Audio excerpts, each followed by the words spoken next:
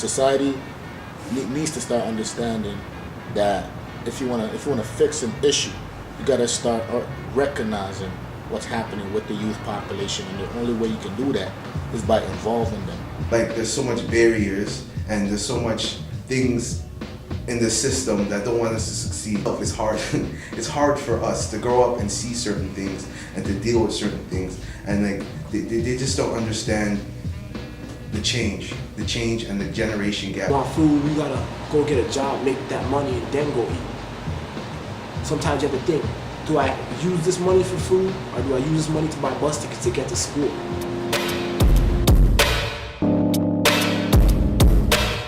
Respect upon youth violence, I don't know, it's a big issue. We talk about a lot of stuff because it's like everywhere in society. It's in movies, music, TV, everywhere you go you see violence. Because the way how people are growing up, right, it's not like people are all living the rich life. Everyone's living in like a project, not even projects, like a place that's supposedly called the ghetto. What's been happening in the community? You know, it's no secret what we've been seeing. You know, underemployment, dropout rates or push-out rates, mass amounts of violence in the communities, and it's happening to and by Black youth.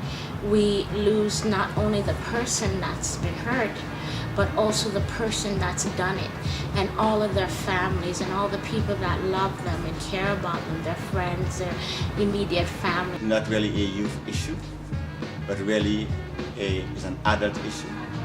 It's a reflection, it's a manifestation of the dysfunctionality of adults within the African Canadian community. When they don't understand that experience and lived experience that the youth are firsthand going through is at times a lot more important than what you think you know, what you think you've been through.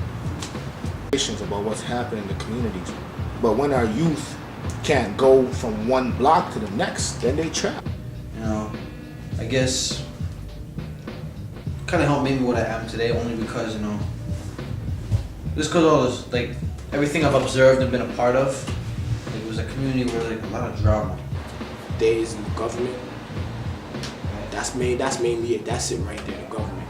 Because the government, we are now use the term as youth, gang violence is more here, and they're seeing that, and now they're saying, all right, well, now we have another crisis. The youth are out of control, right? If they were paying attention to the youth in the first place, we wouldn't be here.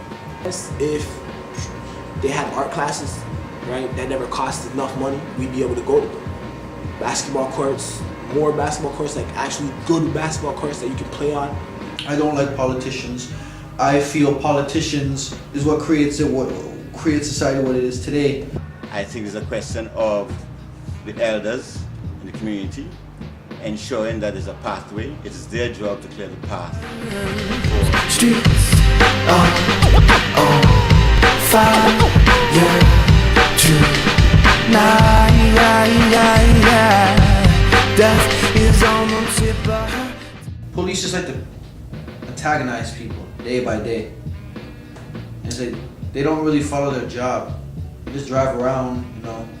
If they don't see trouble, they get that bored, they look for trouble. So they gotta grab somebody, most likely a black male. I personally feel that majority of cops that are on, I'm going to speak in the Jane and Finch community, the Finch community have nothing to do with their lives. Really, like I think they just like to bug people and waste time and really. Officer, any stupid reason to get somebody in the car. Like, I'm always on guard. Those guys harass like no tomorrow. 43 Division, I'm always on my area's case, always be passing by, looking for trouble, begging for trouble, because the older guys, and they're all familiar with them. The more of y'all that I arrest, right, the better I look, because the media has said that if the more black youth are off the streets and in jail, the safer our community is. Mess with people's lives, right? And like, I'm saying that because growing up, since I was like 12, before I was a teenager, I was being searched and questioned by cops. It happened every single day in my community. By the time I got to high school and, you know, my later teens, early 20s, I swear I see 3-4 police a day. in my neighborhood. You know, coming through, they drive through parks I didn't even know they could fit a car into. As soon as I walk out, I see freeze! Some big ass gun. I don't even know what it was. And he's like, get in the house. It wasn't even my house. And like everybody scattered and watching the house, and they swarmed like the whole neighborhood with a whole bunch of cops, SWAT teams, dogs, and everything. And like it was so unnecessary because they were searching for one person. Like it really, imagine like a 4-year-old seeing something like that. Like who the hell are these men in uniform with search dogs with huge ass guns saying get in the house? Like that is tormenting for like some kids.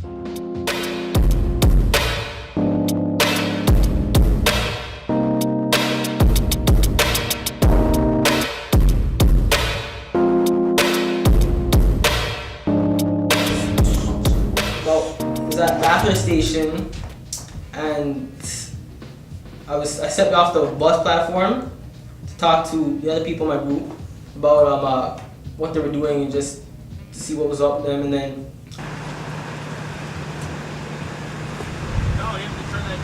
asking me all these questions like, what are you doing in there, and we could fine you and send you to jail, and then he's not going to get charged. There's a procedure I have to go through, and he's not going to get charged. But you keep talking, he's going to end up going to court, he's not you to thank for. When someone else in my group started talking, they said if you keep talking, we'll put him in jail and send him to court. And just for stepping off the bus platform. Could there been a simple warning of, hey, you're in TTC, you're stepping off the TTC platform, you're in danger of getting hit by a bus. Please don't do it again. But no. Good life. That's a tricky question. I don't know about that one.